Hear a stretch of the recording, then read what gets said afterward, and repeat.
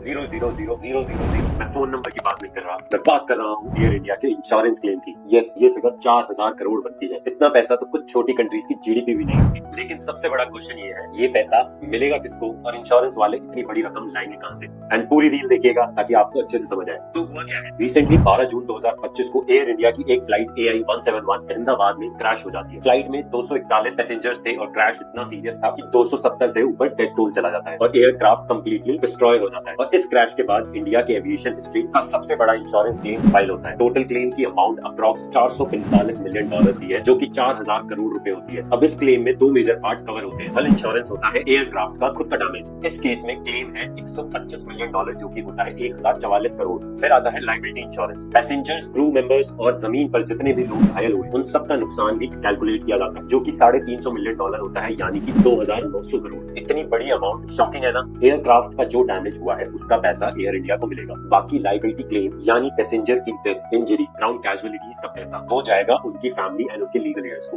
Montreal convention के rules के according हर एक डेथ पर एयरलाइन को अप्रॉक्स 1.6 करोड़ रुपए देने होते हैं, वो भी बिना किसी प्रूफ के। इसके अलावा टाटा ग्रुप ने ऑलरेडी 1 करोड़ का इंटरिम रिलीफ अनाउंस भी कर दिया था। और अगर फैमिलीज को उससे ज्यादा क्लेम करना होता है तो वो डायरेक्टली कोर्ट में जाकर अपील भी कर सकते हैं। 4000 करोड़ का पैसा कोई छोटी कंपनी तो दे नहीं सकती। इस इंश्योरेंस डील का लीड है टाटा AIG जनरल इंश्योरेंस, लेकिन इनका इतना बड़ा रिस्क वो अकेले नहीं उठा सकते। ये पूरा सेटअप एक कंसोर्टियम के थ्रू होता है, जिसमें कंपनीज है ICICI Lombard, India Assurance United India, Oriental Insurance, National Insurance. And here's the twist, 90% से ज्यादा रिस्क ट्रांसफर होता है फॉरेन री इंश्योरेंसेस कंपनी को, जो कि इंश्योरेंस कंपनी की इंश्योरेंस करती है, जो है AIG London, AXA, XL, Munich री, लियोइड्स मार्केट। सो असल पैसा ज्यादातर ग्लोबल प्लेयर्स देते हैं। एयर इंडिया हर साल 250 करोड़ का प्रीमियम देती है पूरी फ्लीट के इंश्योरेंस के लिए, और अब उसके बदले में 4000 करोड़ उनको मिल रही है, मतलब प्रीमियम का 16 टाइम्स। भाई ये तो इन्वेस्टमेंट करने से भी ज्यादा एफिशिएंट है। लेकिन ऑब्वियसली ये इंश्योरेंस का काम ही है रिस्क कवर करना, क्योंकि इंश्योरेंस एक कंटिंजेंट कॉन्ट्रैक्ट होता है और उसमें प्रेडिक्शन नहीं की जा सकती। तो आप जरूर सोच रहे होंगे कि आपको क्या फर्क पड़ता है। तो नेक्स्ट टाइम जब आप किसी फ्लाइट की टिकट बुक करो तो याद रखना, आपका नाम सिर्फ बोर्डिंग पास पर नहीं होता, आपके लिए एक लीगल इंश्योरेंस कवरेज भी होती है, जो एक क्रैश की कंडीशन में आपकी फैमिली को फाइनेंशियली प्रोटेक्ट करती है। इंश्योरेंस भले ही बोरिंग लगता है,